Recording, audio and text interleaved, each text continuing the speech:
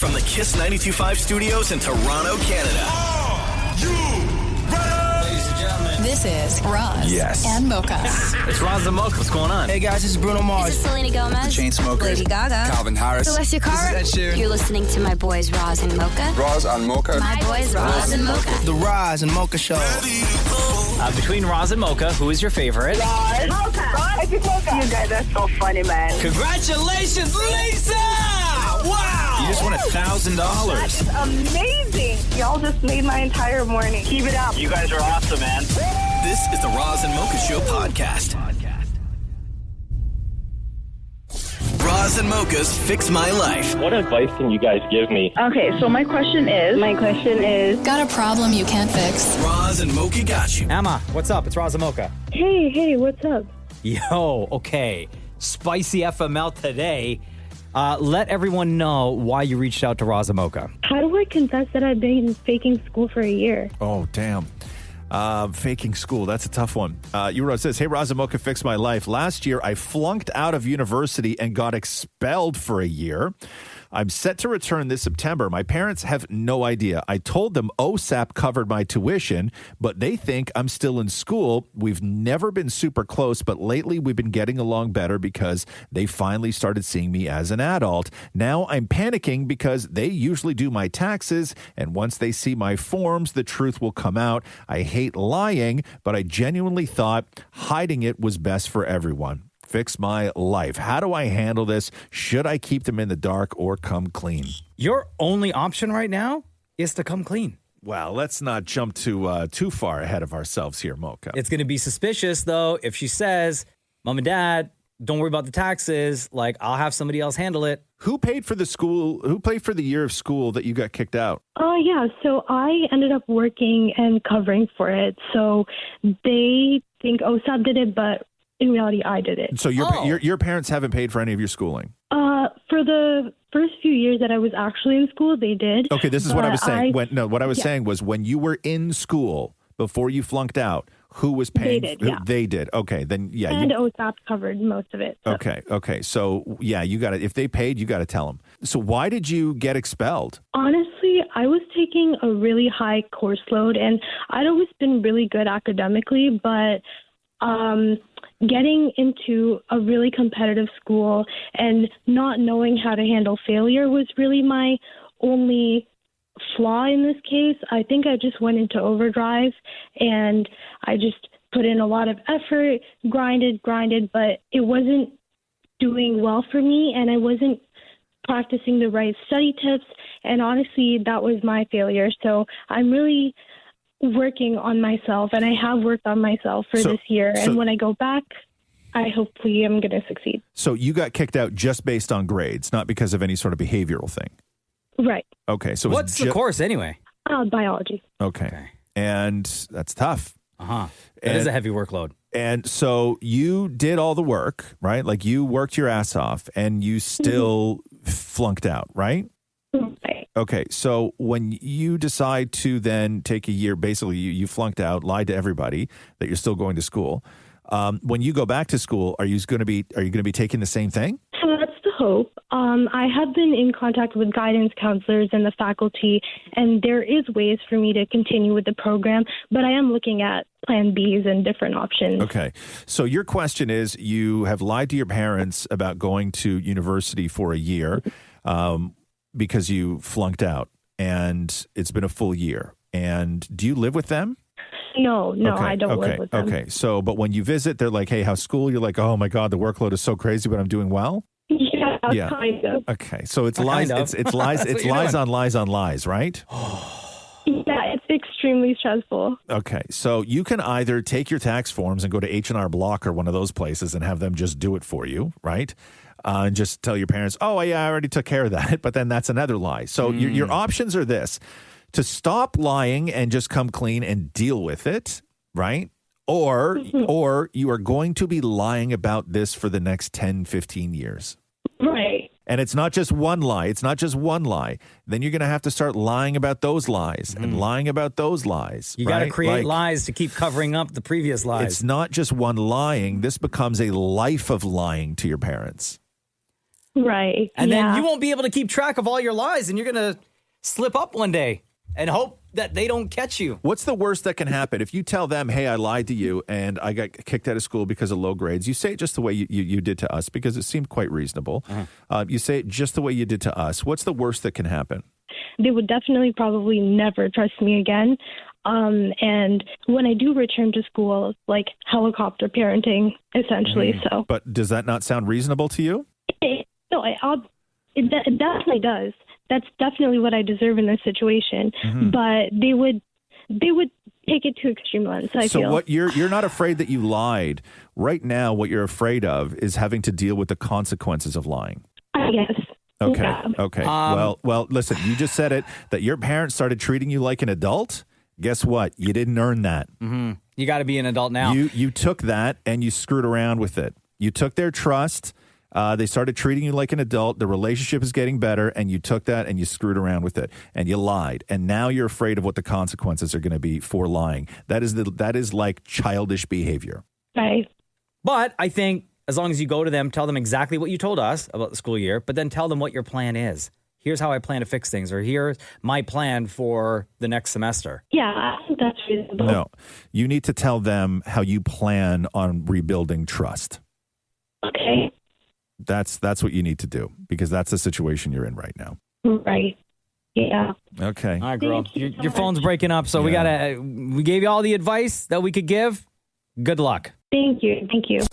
Roz and Mocha's Fix My Life. What advice can you guys give me? Okay, so my question is, Got a problem you can't fix? Roz and Mocha got you. Hello, Amanda. Welcome to Fix My Life. What in your life needs fixing today, girl? how do I tell someone their teeth look terrible without sounding like a monster? Oh, my God. Hey, you wrote it says, hey, Roz Mocha, fix my life. This is going to sound so bad.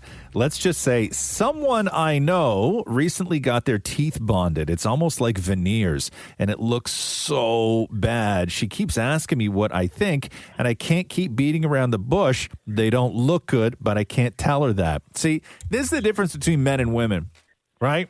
Because if a buddy of mine got big, giant chompers, Oh, yeah. right, you'd never hear the end of it. No, that'd be the running joke for Yeah. the rest of your life. Yeah, like you would never, any time, like if we were doing anything, like if we were getting out of a car doing and I had like a coffee, my keys, and like my bag, like I would take my phone and I would just put it up to his mouth and go, here, hold this.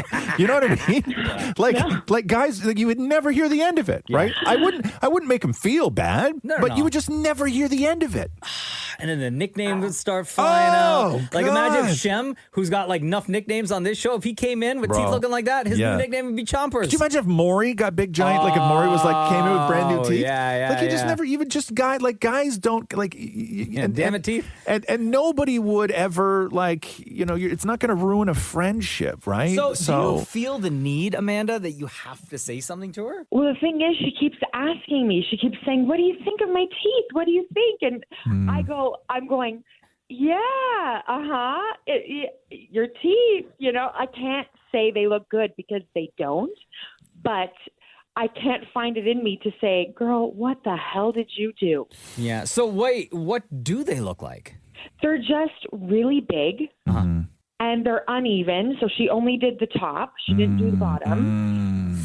And they're like super white, right? So it's like almost Caesar Flickerman from Hunger Games type vibe. Yeah. So do other friends say anything? Like, has anyone else commented? Not that I know of, but we have had sort of conversations on the side as well. Oh, so you're talking behind her back. Not behind her back, but we're kind of navigating how to... So she's part of the conversation? No. So you're talking behind her back?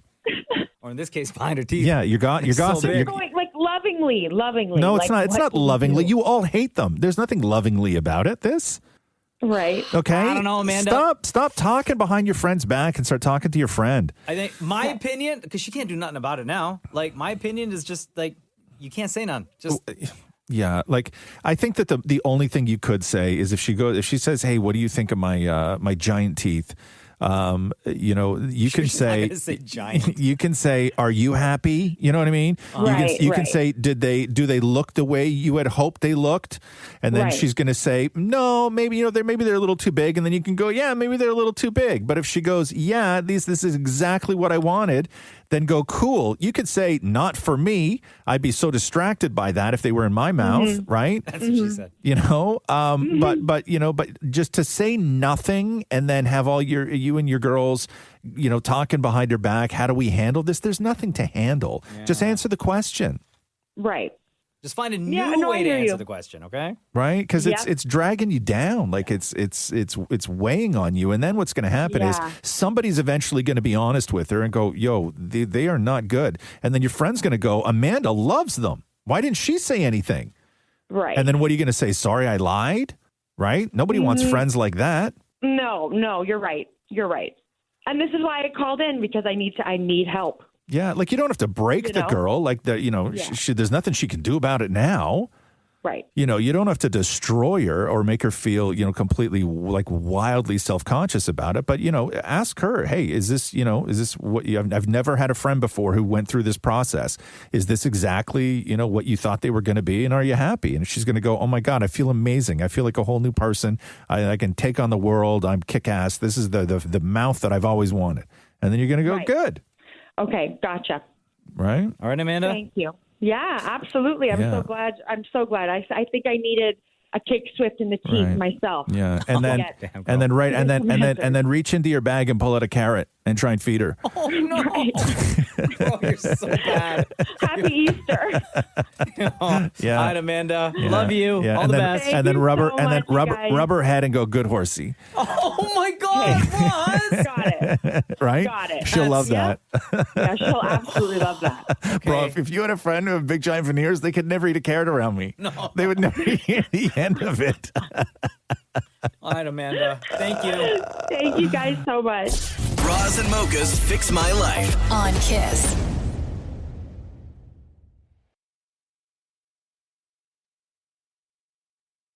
Roz and Mocha's Fix My Life. Update. Yo, Ella, it's Roz and Mocha. Hey. Welcome back, Ella, to Roz and Mocha's Fix My Life. Time for an update. Last time we talked to you was 2 days before Valentine's Day of this year. We were expecting Ella to talk to you way sooner. Okay, I thought that this was going to be like a real quick follow up, like a couple days later, because this was back on February 12th. And what happened is you are one of these women that have a male best friend, right? Mm-hmm. And you guys were cleaning up after a party, and he was drinking. And while he was drunk, he told you, your best friend, that he loved you, right? Yeah. And then we sort of got into it a little bit, and you were like, no, we're good friends, and you didn't know how to handle it, whether to bring it up, and what if he didn't remember, and then you're going to have to like recall the whole thing for him. But turns out Ella also kind of had feelings for the guy too. Right. And we knew that your friendship was on the clock because there's no way, you're how old are you? You're 19 or 20, right? Yeah. Okay. And your friendship was on the clock because there's no way, if you get a serious boyfriend, you can't say to that boyfriend, hey, I want you to meet my best friend. He's a guy. And then if he got a girlfriend, he's not going to be like, hey, we're going out Friday. Why don't we invite Ella? Like, that stuff's not going to happen. So your friendship was on the clock. And the decision was whether or not or how you were going to bring this up to him, because really, why not? Right? Why not bring it? Why not bring it up and see if those feelings are real? So what happened, Ella? Okay, so literally the next day after the call with you guys, I asked him if he just wanted to like go run errands with me. Mm-hmm. So he came over, he picked me up, and then while we were on our way, I told him that I wanted to talk to him about something, and he immediately was like, oh, it's about the other night, isn't it? Oh. And I was like, yeah. And then, like, long story short, we talked for like, I don't know, half an hour, 45 minutes about the whole thing. And he said that the reason that he didn't like say anything in the days after, because one of my things was like, okay, he hasn't said anything since the party. Like, I don't know why. Yeah. Yeah. He said it was because he didn't want to make our like relationship / like friendship awkward, because I didn't say anything back when he said it. So he fully remembered, right? Yeah. Okay. He fully remembered it. And he basically was like, I didn't say anything because I didn't want to make anything awkward because you didn't say anything back, and like you kind of just laughed it off. But the thing was, he thought that I shut him down when really I was just thinking like it was the liquor talking. And then it's actually funny because I remember you guys asking if we had hooked up and stuff, and I said no. And then you asked if we had slept in the same bed platonically, and I said yes, because literally that night after he like told me he loved me, we literally slept in the same bed, but there was no like romantic stuff going down. We literally had our backs like turned to each other. It was like really awkward. So the worst sleep of his like, night. Yeah, so I literally was like, oh, like, you know, if he really meant what he said, like he would say something by now. Okay, so what happened, Ella? What happened? Yeah. Okay. So we had this like talk, and then we decided that we were just gonna kind of run with it and not like label anything right away and just see how it goes. So we like spent Valentine's Day together and everything. But basically, like about a month ago, he did ask me to be his girlfriend. So we are dating now. Hey, look at that. Love story success. So have you guys slept in the same bed not platonically yet? Okay, yeah. You have. And how long after did that happen? It was like about a week after we decided that we were just gonna like. And did it just happen, or did you guys have a conversation about it happening? I don't know. It just kind of happened. Yeah. Like, I think we knew that it was going to go in the direction of us like ending up dating, but like we didn't want to, you know, immediately like a couple days after he said that be like, okay, then let's just start dating, you know, like it was like, let's experiment and see what's going on and see like if this really could be a thing, because it was like a new concept to us. And with regards to that, when we had asked you if you'd seen him naked yet, you were like, oh my God, no, he's my best friend. So you obviously you've seen him naked. Yeah. Yeah. And was that weird? No, to be honest. I thought it would be. Yeah. Because everything had been so platonic. But, like, again, like, our relationship was always kind of flirty. So it was kind of like, I don't know. Like, it was just expected at that point. So, yeah. And you guys, you're compatible in that world? Like, you didn't find out that one of you is a freak? Yeah. Hold on a second. Yeah. Ella? Yeah. Are you the freak? What? Who said that? Yeah. Yeah, exactly. Exactly. All right, so things worked out between you and your mans. Yeah. All right. Well, Yeah. I love that update. No clue that I called into like a radio show about it though. So, No, like, for real. Damn. I'm like trying to decide if I should tell him that I did that, but You should I don't know. just play him the podcast. Yeah. Yeah, right? Yeah. All right, Ella, glad everything worked out. Love you. Thanks for reaching out. Thank you, guys. Roz and Mocha's Fix My Life. On Kiss.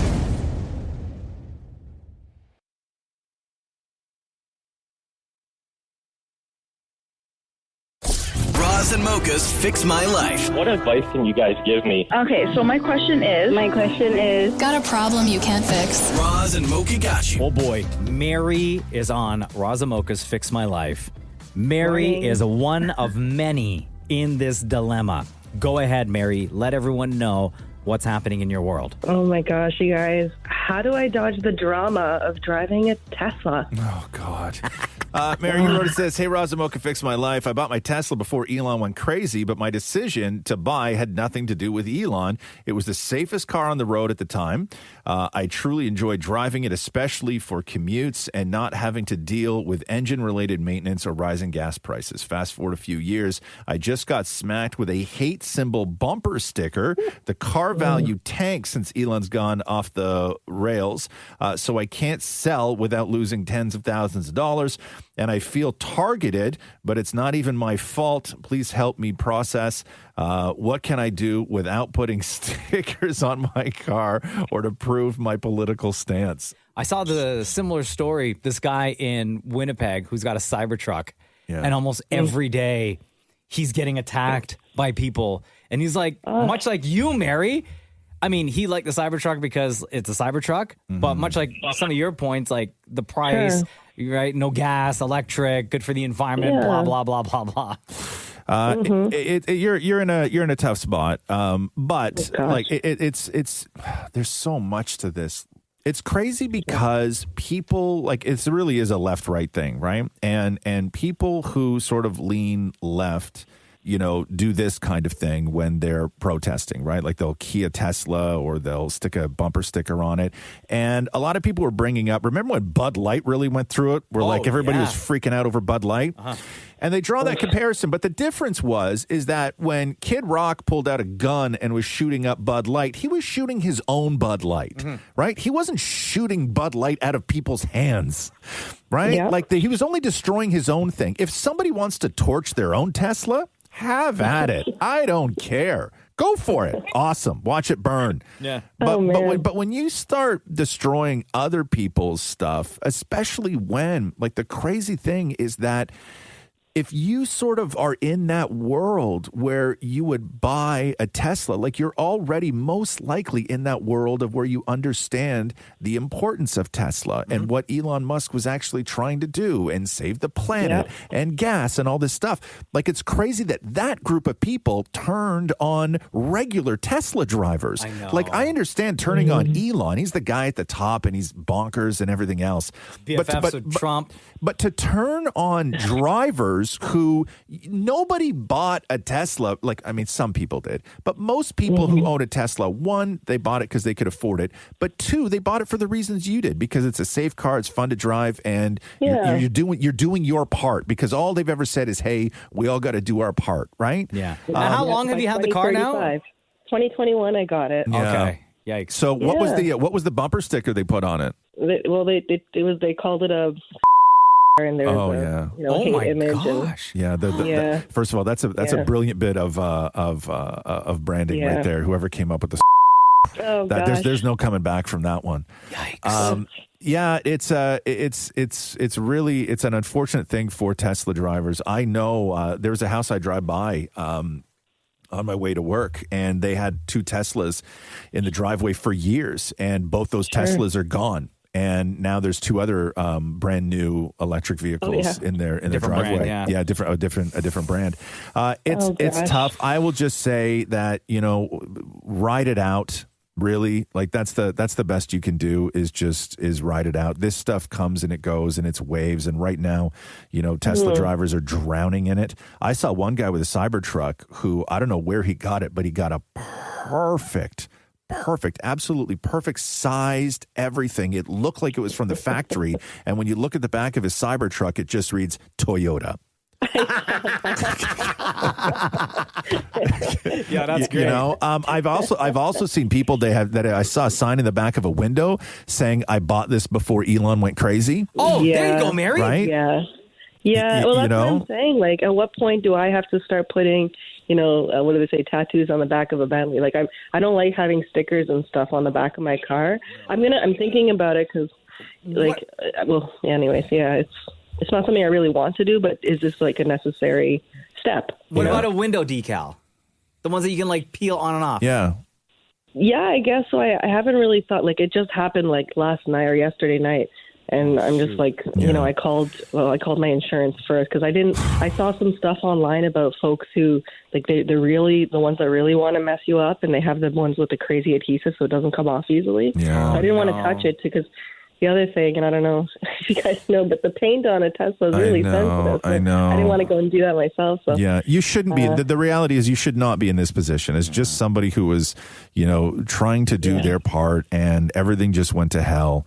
But I don't know. I would really advise against selling it and taking that loss just because of all of this. Like, the wave will end, and they'll go on to something else. They'll find some new thing, and then you're going to be maybe okay. But to get bullied into selling your car. Now, if you were like, I cannot stand driving this because I hate Elon Musk so much, that's a different conversation. Yeah. But you're not in that position, so you're just. You love the environment. Yeah, exactly. There's so many good reasons to drive it, and we're expecting a little one in a few months. So, like, I really want the safety features. That's really the biggest reason I'm keeping it. Yeah. Yeah. Just hang tight. You're gonna be okay. Yeah. Everyone leave Mary alone.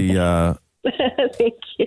Thank you. I'll look into the window decals. I didn't think about that. I was thinking I'd have to get a magnet, but I guess a window decal might be easier. Yeah. Or even a sticker that just reads, I hate him too. You know, like, There you go.